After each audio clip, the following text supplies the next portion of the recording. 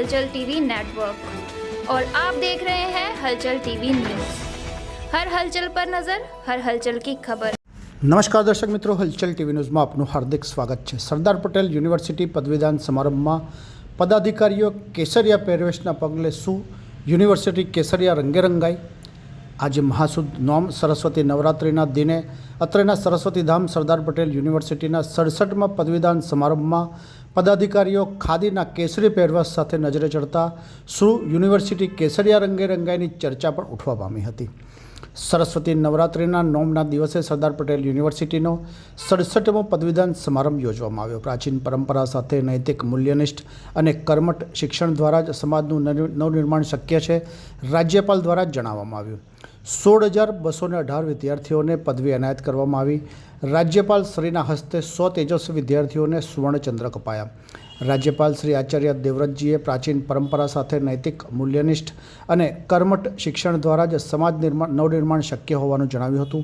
તેમણે કહ્યું હતું કે વડાપ્રધાન નરેન્દ્રભાઈ મોદીએ વિરાસત બી વિકાસ બી અને આધ્યાત્મિકતાથી આધુનિકતાના મંત્ર સાથે દેશને 2047ના વર્ષ સુધીમાં વિકસિત ભારત બનાવવાનો સંકલ્પ કર્યો છે।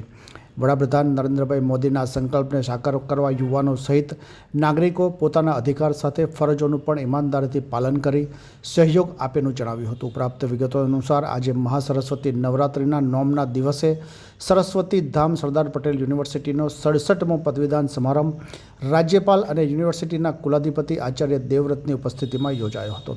આ પદવીદાન સમારોહમાં રાજ્યપાલ આચાર્ય દેવવ્રત, ઉચ્ચ અને ટેકનિકલ શિક્ષણ મંત્રી ઋષિકેશભાઈ પટેલ અને શિક્ષણ રાજ્યમંત્રી પ્રફુલભાઈ પાનસેરિયાએ વિવિધ વિદ્યાશાખાના 16,218 વિદ્યાર્થીઓને સ્નાતક અને અનુસ્નાતકની પદવી તથા 100 તેજસ્વી વિદ્યાર્થીઓ અને તેમની શૈક્ષણિક સિદ્ધિ માટે સુવર્ણચંદ્રક એનાયત કર્યા હતા। રાજ્યપાલશ્રીના હસ્તે સરદાર પટેલ યુનિવર્સિટી દ્વારા સૌ પ્રથમવાર પદવીધારકોને ડિજિલોકરમાં ઓનલાઈન પદવી પ્રમાણપત્ર ઉપલબ્ધ કરાવવામાં આવ્યા હતા।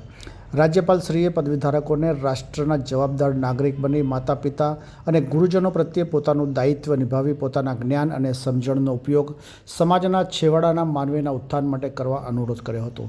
રાજ્યપાલશ્રીએ આધુનિક યુગમાં માનવીને માનવતા, પરોપકાર, રાષ્ટ્ર પ્રત્યે જવાબદાર વ્યવહાર, ધાર્મિક પરંપરા સાથે સત્ય, ઈમાનદારી, પ્રેમ, કરુણા અને દયા સહિત મન અને કર્મની સાથે અંતરાત્માને પવિત્રતા આપે એવા શિક્ષણની હિમાયત કરી હતી। તેમણે આ તકે પદવીધારકોને કારકિર્દીના ઉચ્ચ શિખરો સર કરે તેવી શુભકામનાઓ પાઠવી હતી।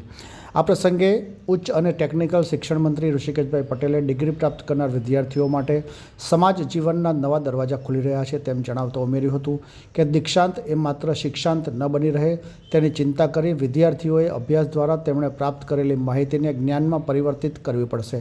તેમણે આ તકે વડાપ્રધાનશ્રીના વિકસિત ભારત 2047ના સંકલ્પને સાકાર થતો જોવાનું સૌભાગ્ય વિદ્યાર્થીઓને પ્રાપ્ત થવાનું છે તેમ જણાવી ઉપસ્થિત યુવાનોને તેમના જ્ઞાન, કૌશલ્ય તથા રાજ્ય અને રાષ્ટ્રના વિકાસમાં યોગદાન આપી વિકસિત ભારતના નિર્માણમાં સહભાગી બનવા અનુરોધ કર્યો હતો।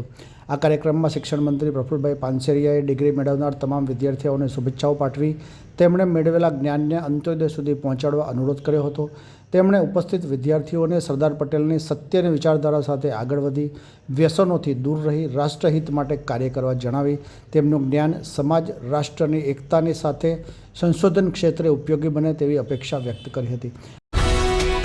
ये है हलचल टीवी नेटवर्क और आप देख रहे हैं हलचल टीवी न्यूज़। हर हलचल पर नजर, हर हलचल की खबर।